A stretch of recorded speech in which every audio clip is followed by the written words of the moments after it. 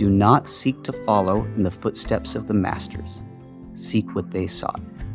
Matsuo Basco. Years before my first visit to stillness, I learned of the immense influence of my inner dialogue on my experience of life. My college girlfriend broke up with me.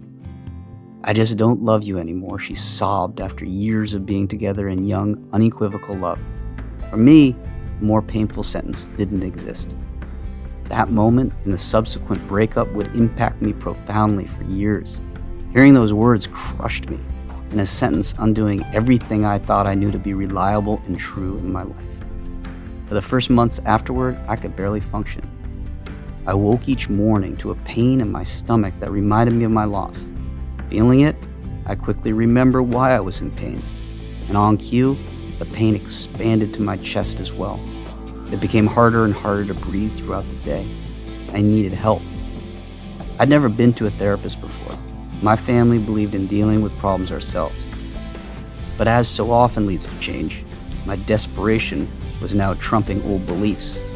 I scheduled a therapy appointment at Harvard University Health Services. The next day, I sat across the room from a therapist who listened to me for 45 minutes. She then told me that I had a broken heart, and that a broken heart was like a broken leg. Both needed time and attention to heal properly. I liked hearing that. I wanted to open up to her, to be honest, and to return for more help.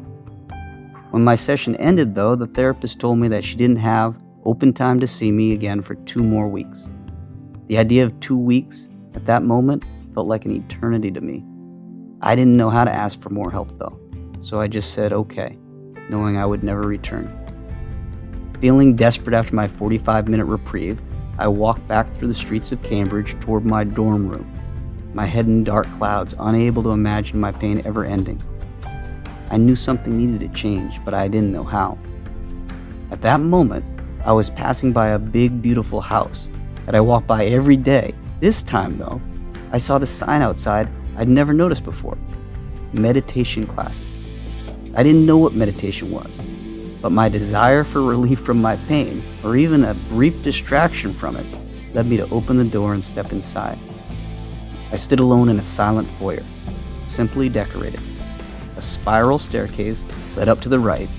A class in progress sign pointed down a long white-walled corridor to the left. I started down the silent corridor, stopping finally at a closed door at the end of the hall. I heard what sounded like a teacher speaking. I took a deep breath and opened the door. My eyes immediately met the teacher's. He nodded a smile and continued lecturing to about 20 people in a large room. I took my seat in the very back. "Close your eyes and follow my voice," the teacher instructed. We closed our eyes and listened. The next hour would introduce the most important life skill I've ever learned. The anonymous master spoke about an inner dialogue we each maintain inside our heads. He compared our emerging thoughts to ripples on the top of an ocean of experience occurring inside each of our minds in each moment. The ripples of thought always change, while the ocean below always remains the same, he said. Focus your attention inside your mind. Observe the thoughts that arise, whether you want them to arise or not, he suggested. Once my mind relaxed a bit, I focused my attention on noticing my thoughts arising. I heard them, ripples of thoughts emerging on autopilot. Whether I participated in directing them or not, thoughts splashed up onto the surface of the ocean of my mind. In just a couple minutes of listening, I heard many of the same thoughts return again and again. Why can't you just get her back and everything will be fine? Can't you solve your own problems? Who is this guy teaching? Does he even know what he's talking about? I should get out of here. I watched thoughts I didn't even agree with arising over and over.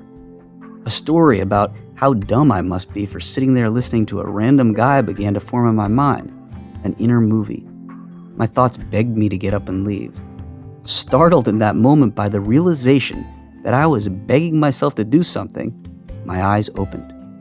And just like that, my first intentional visit to listening to my inner dialogue was over. If I hadn't sat there for just one more moment and reflected on what I'd experienced, I might never have returned to listen to my inner dialogue in that way again. But I did. In spite of all my resistant thoughts, I knew I'd experienced something new. For the first time, I saw that my brain was consistently producing ripples of activity, my thoughts, even though my conscious intention wasn't producing my thoughts. In other words, my thoughts were being produced automatically, whether I wanted them to occur or not. In that moment, I clearly saw that these ripples of thought were actually creating my emotional experience.